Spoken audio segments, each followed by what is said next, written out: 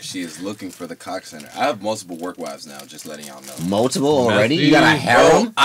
Inshallah. Bro, I got. I don't know if I use that right. Just yelling. I got ice in my veins. Walk like a champion, champion, champion. I'm so cold-blooded, I fear nobody. Ain't no letting down, I won't let you down. Cause I got ice in my veins. I talk like a champion, like a champion. I'm so cold-blooded, I'm so cold-blooded. I fear nobody, I fear nobody. I walk like a champion. Well, I guess with all the funnies out of the way, yeah, let's get into that sports. So bringing it back to the one Kyrie Irving. Mr. Irving. In the news again, as usual, because, you know. Nigga who? Nigga what? That shit was hilarious. Nigga who? When I saw the video, Kai bro. Third Eye. Brother Kai Third Eye is crazy. I need him to change his Twitter name to that. He won't. Yo, one of my friends was like, yo, I wouldn't be surprised if Kyrie just retired out of nowhere. Like, just I would not. See, I'm telling you, Ricky Williams. Yeah, bro, like just on that type of time. Here's what I think. I think it's gotten to the point, maybe in his career, that, like, you know, like you're good at something, but you don't love what you do. You know, I feel sometimes, and I'm not saying like Kyrie doesn't love basketball because he's a hooper. Like you could tell, like he loves the game of basketball. But the joy is just something. But I don't know if it's like the like, especially with all the things that happen, like the media and like dealing with other, it's like it makes it not fun. I mean, even in any sport, it doesn't make it fun to be a professional athlete sometimes. I got it. He loves basketball. He does not like the NBA. That's what what it it is. is. That's what it is. He loves basketball. Loves the game, but doesn't love what does not love the NBA. But then you know what they'll tell you? Oh, just go overseas. You know, that might be worse. Like a stupid. But Kyrie would. Oh, imagine this nigga overseas. That's what I'm saying. There's someone at the level of Kyrie in still, you know, not his full prime, but it can still be considered in his prime. I would say he's in his prime. He's having the best season of his career. Yeah. When I say full prime, like I just feel like, you know, he's in. Has he really? Have we even known Kyrie like to be like? I'd say like has there been a point where we said that he wasn't in his prime yet? Because I feel like he's always played at such a high level, and then being teamed up with LeBron. Before LeBron, just because where he was just hooping, but they weren't winning games. Well, what does that? Would that have to do with anything? So does team success play into prime, or? I mean, not really. Not necessarily. Devin Booker. I thought prime meant like no one's gonna sit here and say skills. Devin Booker was in his prime when they weren't winning games. Yeah, because usually if you're a star player and you're in your prime, your team wins games. Not necessarily. That's not true. All right, you could be really good. Name one star player who was in their prime who didn't bring his team to the playoffs. Who didn't bring his team to the playoffs? Yep. Just in one season or just in total, in totality. Like, do you see what he was dealing with though? Like, but name one. In general, I mean, I'm not saying to Kyrie. And especially because it was that early in his career, they're not going to say he's in his prime. But I feel they're going to be like, "Damn, he just came out the gate." That's what I was saying. Like, when did he hit his prime? Because he was the number 2 guy in Cleveland, and it was just LeBron's team, right? Then he went to Boston, and that whole situation, but he was still hooping pretty much similar to how he was in he's a Cleveland. pure scorer, and pure scorers can't lead teams. So his prime as a pure scorer is him just straight getting buckets. I wouldn't say can't lead teams. We've been doing this argument forever. Name one pure scorer who's won anything. I mean, they can't. But saying lead a team versus saying win anything, I feel like it's two separate things. It's hard to. Okay, so name a pure scorer who led his team. Allen Iverson. Allen Iverson did lead his team. Led him to the finals, and then what happened? He faced a team that had better players. I can acknowledge that it's an outlier. I think that's that me meeting you in the middle there. I think it's an outlier, but you can't say that niggas that don't score can't lead teams. You know what I'm saying? Like, all right, I think now is probably tougher to find a good example of that. Because I am like number 1 Devin Booker slanderer on this podcast. I think that's the only example. But like I said, it's not impossible though. Like, it's been done, but they can't do it by themselves. They have to have someone else. Nobody can do it by themselves. Right. It's a team sport. Right. That's why I don't. To lead their. I'm not saying to win a chip, but to lead their team. Yeah, to success. You can be the leader of that team.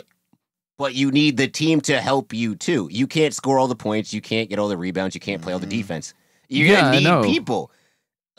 But my thing is, I just don't think that outside of Allen Iverson, can you name a pure scorer that was the super main guy in their team that led where they had same success? Would you describe? And this is an old debate. We've done this before. No. I mean, because most of the teams that have won now, that not team even now, has, before, even before, has help. There's always another guy helping you. Okay, so how does that end up happening? Usually the scorer leaves and goes somewhere. No, usually because the team gets you some help.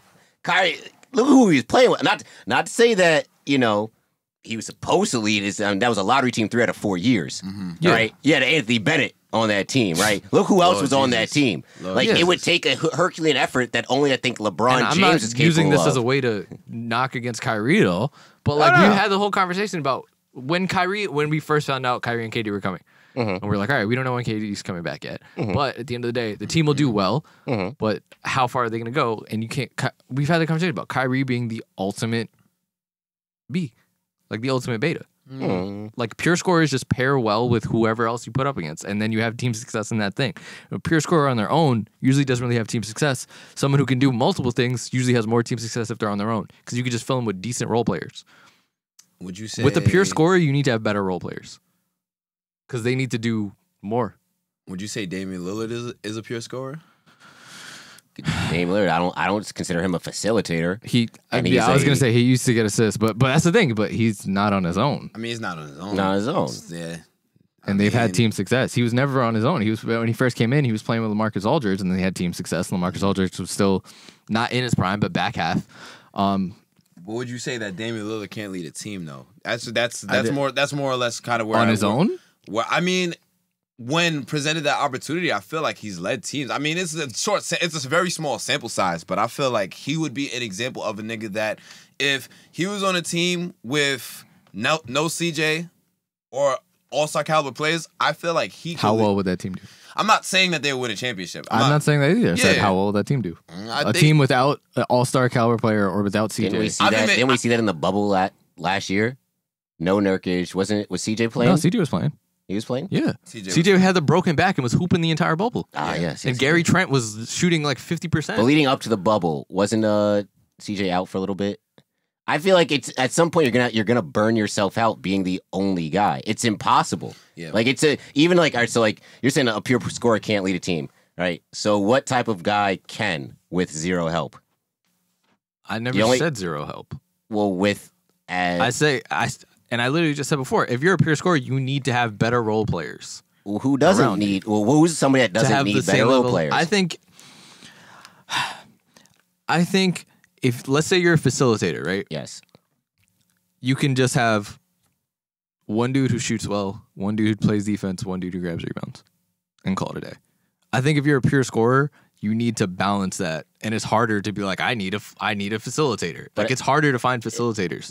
But as a facilitator, would you not need that guy that can shoot and need that guy that can play defense? I just think that the level that they need to be to have team success is different, because just the role of a facilitator to me affects the team as a whole better.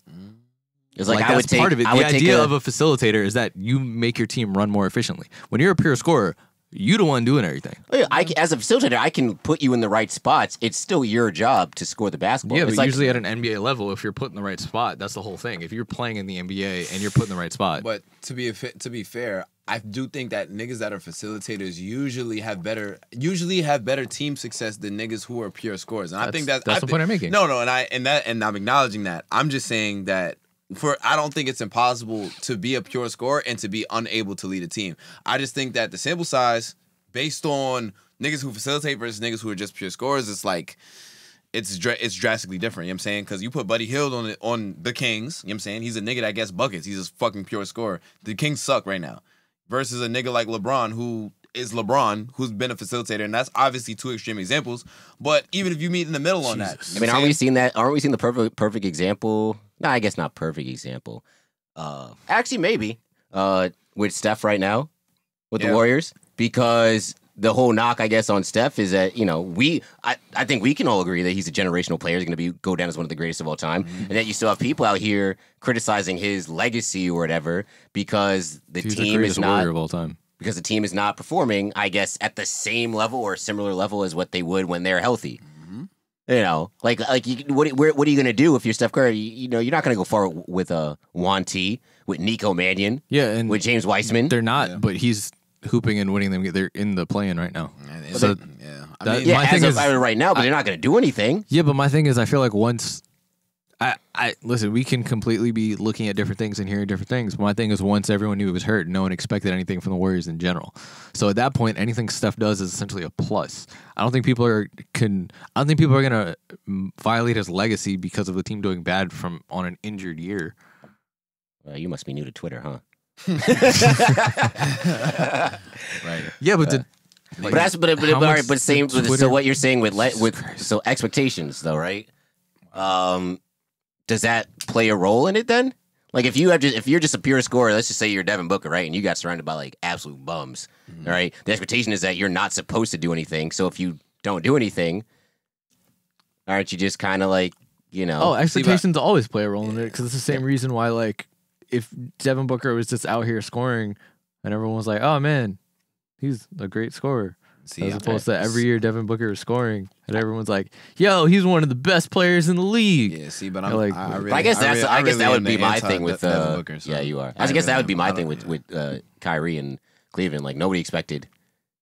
Like I think everybody expected. Dude, he came off of 9 games in college. Don't expect him to do what he was doing in Cleveland. 9 games in college. First day out was out here like, I'm nice, bro. And he was nice. And then the Cavs Who were do you just think like, you are? I am. The Cavs are just like, yeah, you're nice. And then yeah, we're just not going to help you at all. We're going to draft Anthony Bennett. We're going to give you Anthony Bennett, right? And then don't look at your hat. Go do something with Anthony Bennett. Yep. But yeah, it's like that sometimes, bro. But bringing it all back though. It's tied up. Bring it all back. Do what you gotta do. So yeah, I think everybody saw that game on Saturday against the Lakers. Real quick, those white Laker jerseys are tough.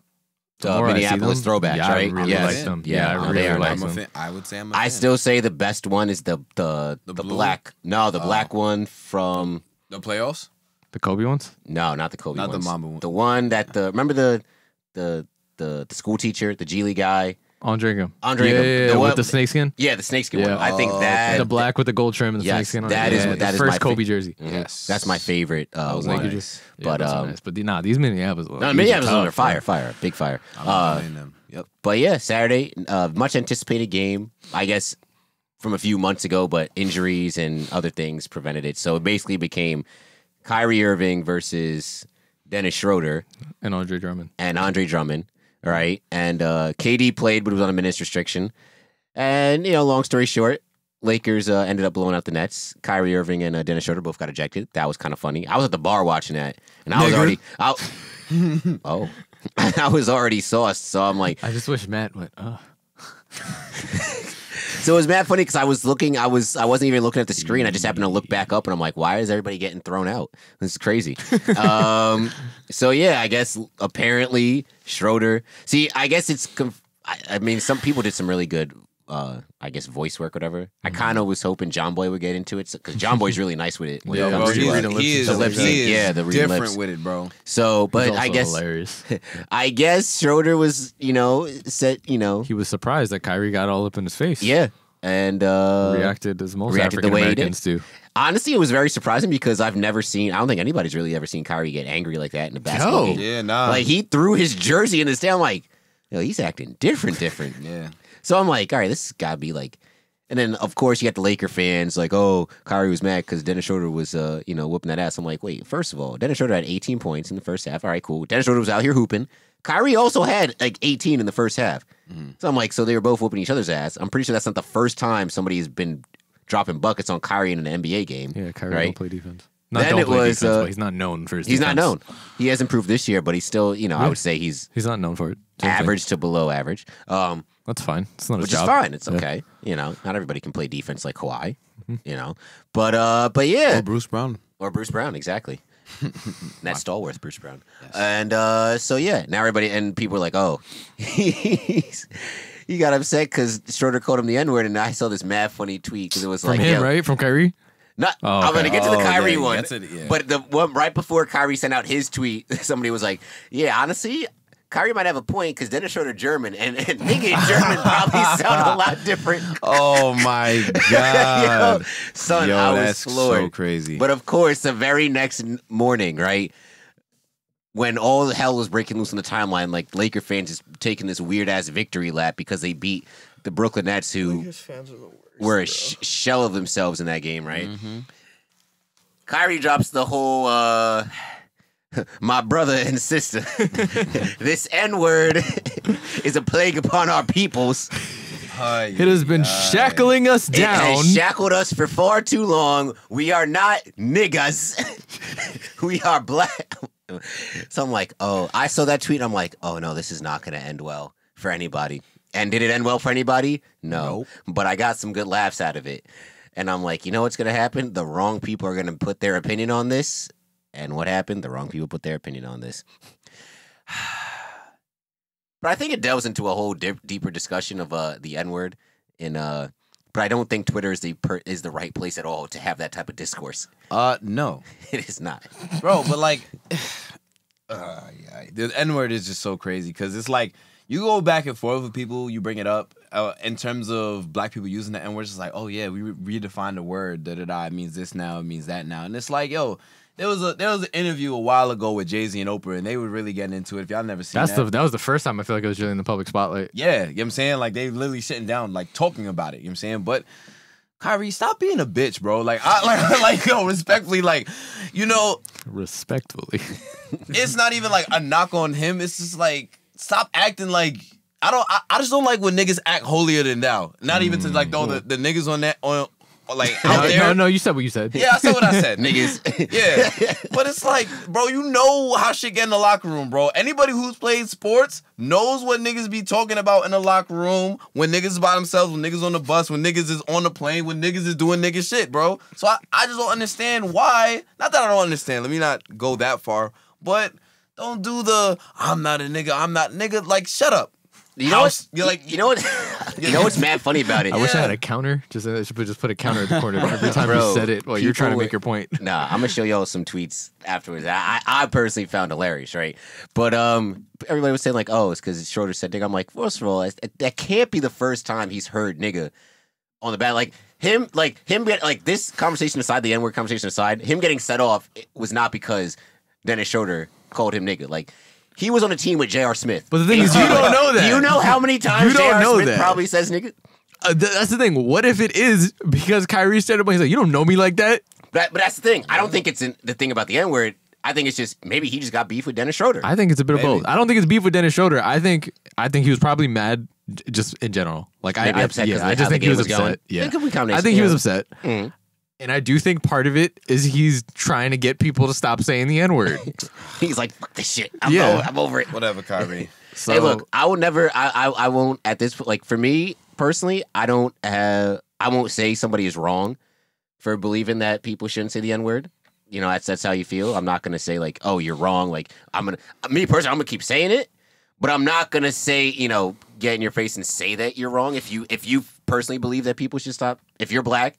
And that's another thing. Only black people should have any type of opinion on this. People of color. Sorry. Actually, no, it's okay. John's part black. I always thought first of all, I honestly thought Guyanese people, you know, the Guyanese islands. Dude, I've literally had black people who are like, oh, I'm Guyanese. They go, oh, so you're black. And I'm like, yeah. I don't think that's how it works. Are you sure? Guyana sounds like one of those places where, you know. Listen, there are black Guyanese people, but I'm until, you know, I'll go get my 23andMe or whatever. That is true. But John is, for anybody that doesn't know, John is 99% Guyanese, 1% Persian. And the Persian part. 1% is actually a rug. There's just a part. There's a part in my strand of DNA that's just soft cashmere. It's very lovely. God, overpriced 1% of John, but bro, that's like this man said, not Aladdin's magic carpet. Oh my goodness, bro, that's like the fact that the word Oriental is still used to describe rugs. Who is doing? Wow, bro. If you Google Oriental rug right now. Nothing. We were looking for rugs recently. And exactly. You take that out of context, bro. You take that out of context, crazy. Someone clips this part of that of our episode. Canceled. Which is exactly what I'm gonna do. I was like, if someone else, that would mean we have other listeners. Oh, also, shout out to our listeners in Germany. All right, a couple weeks ago, didn't I just slander somebody from Germany? That's not them though. So. A couple weeks ago, I just noticed on one of our episodes that we had 87 streams in that 1 week from Germany. And since then, we've had like at least 2 a week consistently from Germany. Bro. It was Schroeder. He goes back to Germany. It was Schroeder. It was either Dennis Schroeder or Daniel Theis, one of the two.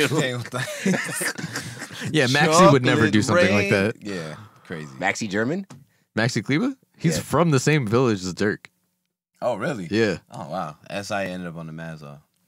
But no, it's shout out to our German fans out there. Listen, y'all spread our podcast. Let's become the #1 American sports podcast in Europe, in Germany first, and then we take over. Nice. Yeah. Whoa, wait, hold on. I don't like putting the two words Germany and takeover in the same sentence. Wow. Not you offending our viewers. We're feeling really edgy today, you guys. This is what happens when there's no structure. Yeah. You need infrastructure. No. See, okay. But yeah. You need guidelines. You need the bowling rails. That's what you need right now. Basically. Yeah. But yeah, so yeah. N-word, do with that as you please. But I will say the most important thing about that conversation, don't have that shit on Twitter. I thought you were gonna say the most important thing about the conversation is to be black. Yes, that too. Wow. Be black. Be black. But now we're going to have, you know what, he was going to come out the woodwork, the Cubanos and the Dominicans that for the longest wasn't claiming black. I'm black, but I know black like you, Papa. Yeah, I was like, Darius sent me Ryan Garcia's fight got announced today, and Darius sends it to me and goes, what in the name if I know black is he fighting? Oh my God. See, I'm black. I know black like you, Papi. And that's what makes the conversation more difficult. It's like, y'all basically already said it. It's like, who can actually say the shit? But yeah, I don't know. I'm not getting into that right now. I don't got the. I literally don't have the consciousness right now to bring myself to have that conversation with anybody. You think maybe they do it on the need to know? Shout out them. You know. Oh yeah. That's our peoples. Yeah. Maybe. You know. The need to know is good. Is good folks. Yeah. They good folks. Shout out Alex. Yeah. I see the little 2-minute clips that they put on Twitter every once in a while. You know. I retweet it sometimes. You know. They be funny. Yeah. Shimoneta is rated MA, so don't watch these kids. It's on Funimation. I'm pretty sure it's on Hulu as well because of that little partnership. And we're gonna do episodes 1, 2, and 3 for next week. So with that, let's get the fuck out of here. Thank you guys for listening and watching. If you stayed till the end, we appreciate you. This is quite a journey. I don't even know what this is gonna look like at the end. This episode might just be 20 minutes. Follow us at Saratobi Sports. Not you saying that at the Twitter. 21-minute mark. It's gonna be 20 minutes of me saying nubs. It's just endless repeats of nubs and Mega let dick. that nigga know. Follow us on Instagram and Twitter at Saratobi Sports. Subscribe to the YouTube channel. Follow us on TikTok. We did have one that from last week's episode did some numbers. I'm gonna be posting a lot more in there soon. You're welcome. You guys can follow me at Offended Narwhal on Twitter. RIP DMX. Guys. Wow. Inshallah.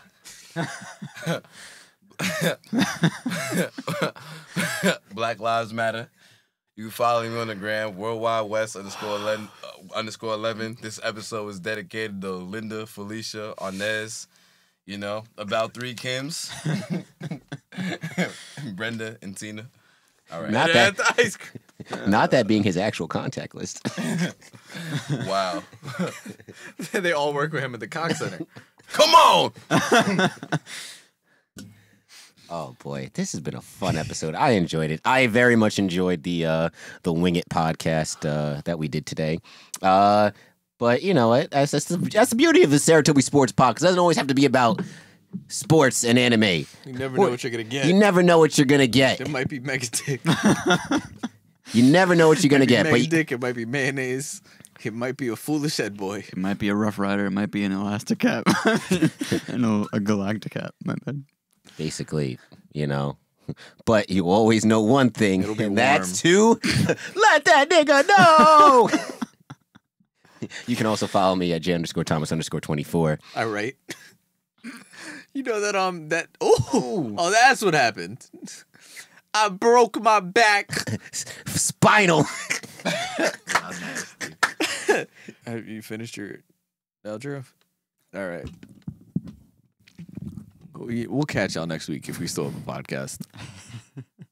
I got ice in my veins. Walk like a champion, champion, champion. I'm so cold-blooded, I fear nobody. Ain't no letting down, I won't let you down. 'Cause I got